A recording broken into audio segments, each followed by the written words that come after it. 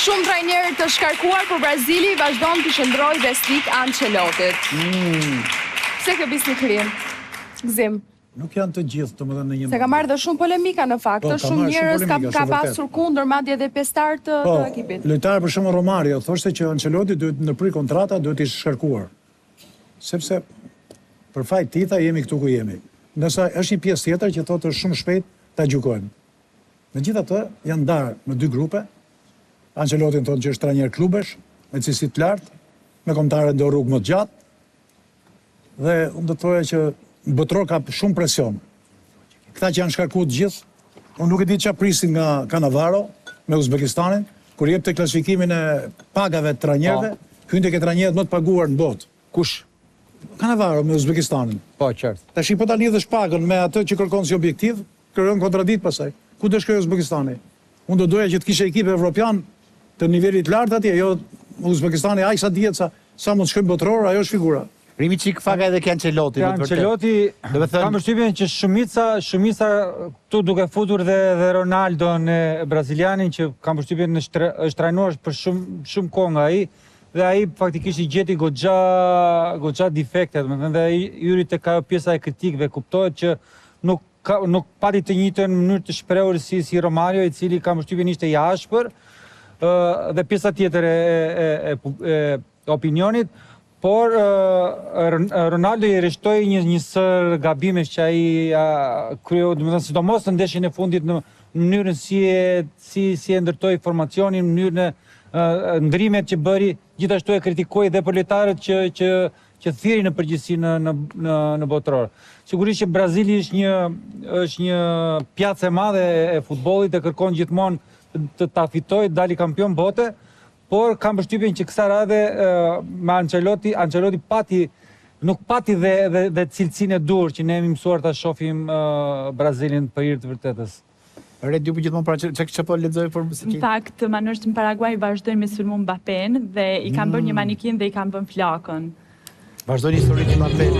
Ja këto videot. Vazhdojnë këto historitë gzim me. Interesant kjo se Mbappé ka bërë protesta shumë tek arbitri Manush sot. Edhe e ka quajtur penaltia më gjatë kjo që ka gjuajtur Mbappé sot që ka humbur. Se nuk e lan ta gjuonin, njerë do largonin lojtarët nga zona, pastaj hyri vari. Por kjo duket si magji. Ka drejtë, mos është kjo me magjia që ka u penaltin. Po magjisë do kishte bërë para ndeshjes Manush. Po u penaltin edhe. Po shikoje para ndeshjes Manush. Edhe u vra. Si me ishin masa në Paris. E gjithë Parisin në katët e poshtme ishte i blinduar komplet. Domthonë merr masa se do reagonin marokent ose edhe pjesa tjetër afrikane e Parisit. Po. Edhe çdo lloj rasti, dhe fitore dhe humbje. Pret, vazhdon 2-0 gjithçka, Kosta 2-0 vazhdon? Vazhdon 2-0, por sa po humbën një rast prapë. Historia e Ancelottit është, nëse Federata Braziliane ka bërë një gjë të mirë, është pikërisht marrja dhe kontraktimi i Ancelottit, sepse unë nuk mendoj se mund të kesh një trajner më të mirë në qarkullim për ta bërë trajner të ekipit të kombëtar. Pra është në moshën e dur, është në pjekurinë e dur, i ka të gjitha dhe Ancelotti është i padiskutueshëm.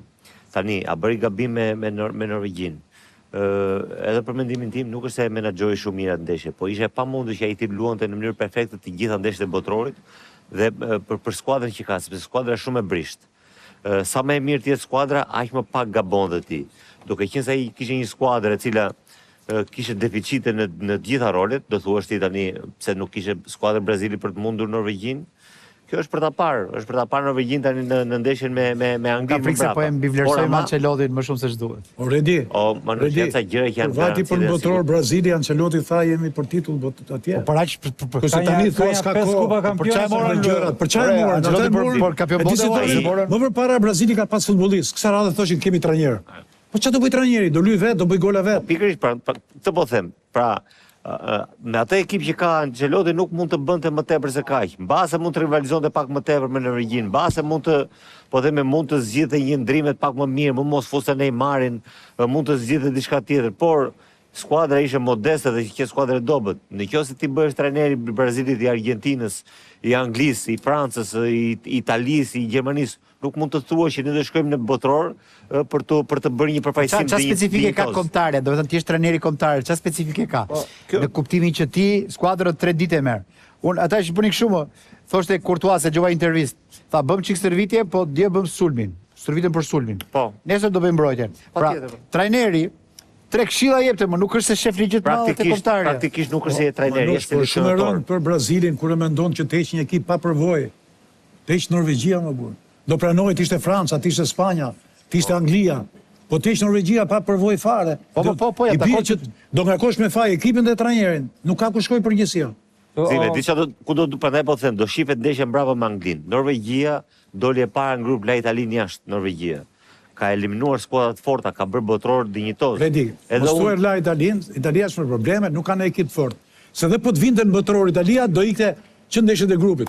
Profesor, Italia, jam shumë dakord, nuk ishte për botror. Më mirë që s'vajte se do kishte një fund tjetër këtu. Do kishte akoma më tepër polemikat, pa tani mund të vetëm për ndërtojë. italianët të kështu. E se Italia ditën që fut këmbët aty, di si është? Do them sepse Ke përshë të ordinë Po, rushit që Itali më manush. Do them sepse S'është Itali.